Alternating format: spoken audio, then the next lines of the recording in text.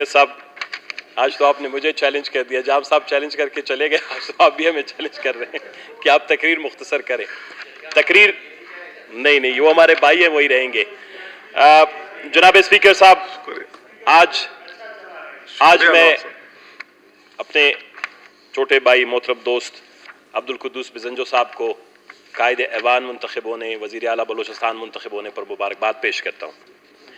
इस तवील तरीन जो हालात थे, मुश्किल हालात थे 3 साल के, दोस्तों ने सब ने इसको बयान किया। मैं आज आपको वाली बात है, तकरीर नहीं करूँगा, इसको दोबारा दोहराऊँगा भी नहीं। बहुत तकलीफदेह हालात से बलोचिस्तान गुजर रहा है और बलोचिस्तान के कसीरुल जहती मसाइल हैं। आप स्पीकर रहे हैं खुद, और आपने यहाँ से हमें देखा है कि हमने 40-40 मिनट और 1-1 घंटे की तवील तकारीर की हैं। तो आपके सामने दोबारा वो क्या कहते हैं कि आईना दिखाने की अब ज़रूरत नहीं रही। आप खुद बलोचिस्तान के इन हालात से बखूबी आगाह हैं। हमारी सिर्फ एक कोशिश थी कि सूबे को एक शख्सी आमिर से निजात दिलाएं। हमारी कोशिश थी कि इस सूबे को ऐसे शख्स से जो ज़हनी तौर पर बलोचिस्तान के मामलात को समझने से कासिर था और इस सूबे को मुसलसल दलदल की तरफ बढ़ा रहा था, उसके हाथ से इस सूबे को दोबारा बचा के इस सूबे को वापस इस ऐवान के अंदर ले आए। आज हम उस जद्दोजहद में कामयाब हो गए। हमारा मतमा नज़र और मकसद वजारतें नहीं थी, वजारत आला नहीं था।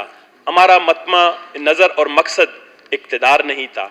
हम इस सूबे की तरक्की चाहते हैं। जब जाम कमाल साहब मुंतखब हुए थे, पहली तकरीर उस वक्त भी हमने की थी, हमने हाथ बढ़ाया था। हमने कहा, जाम साहब, अगर आप बलोचिस्तान को इस कसीरुल जहती मसाइल से, जिनका मैं तवील जिक्र नहीं करूँगा, बिजली है, पानी है, सी पैक है, NFC है, तेल और गैस की तलाश है, बलोचिस्तान के पहाड़ों पर बलकते हुए बच्चे हैं, लाशें हैं, मावरा अदालत कत्ल है, इंसानी हकूक़ के मसाइल हैं, लापता, कोई भी आप बलोचिस्तान में, दुनिया में कोई तकलीफ और मुश्किल नाम की चीज़ है, उसको बलोचिस्तान में अगर ले आए, उसको आपको कहीं ना कहीं वो मिलेगा।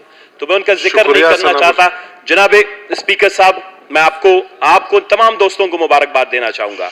मैं ये जिक्र नहीं करूँगा कि हमारे साथ क्या ज़्यादती हुई। अलबत्ता एक बात सिर्फ जो बार बार दोहराई जा रही है कि आपके पास मुद्दत वक्त कम है। जनाब कायदे ऐवान साहब, ज़रा सुनिएगा। वक्त की अहमियत उस वक्त होती है, वक्त बड़ा बेमाने भी होता है, वक्त मानेदार भी हो जाता है। दुनिया के 4000-5000 साल में दुनिया ने इतनी तरक्की नहीं की जितनी इस 30 से 40 साल में इंसान ने तरक्की की है। जितनी जिद्दत आई है, जितनी तेज़ रफ्तारी आई है, जितनी गवर्नेंस में बेहतरी आई है, जितनी इंसानी हकूक़ ने जो है वो दुनिया के अंदर रिवाज पाया है।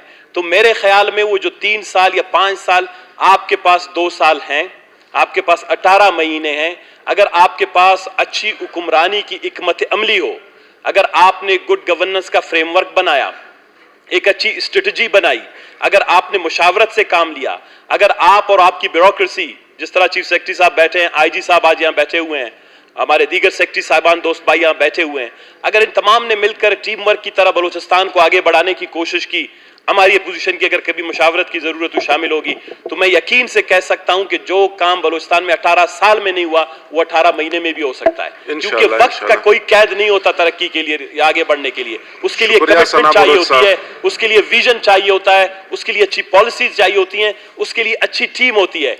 जो पिछला हाकिम जो गया है, वो शख्सी हुक्मरानी पे यकीन रखता था। अगर आपने इज्तिमाई हुक्मरानी के फलसफे पे यकीन किया, मैं आपको यकीन से कह सकता हूं कि हम 18 महीने में भी बलोचिस्तान में आप इनकलाब ला सकते हैं। लेकिन अगर उस इनकलाब में हमें किसी जगह आबियारी की जरूरत पड़ी, यह हमारा वादा है अपोजिशन का कि हमने बलोचिस्तान के लिए पहले भी ताउन किया,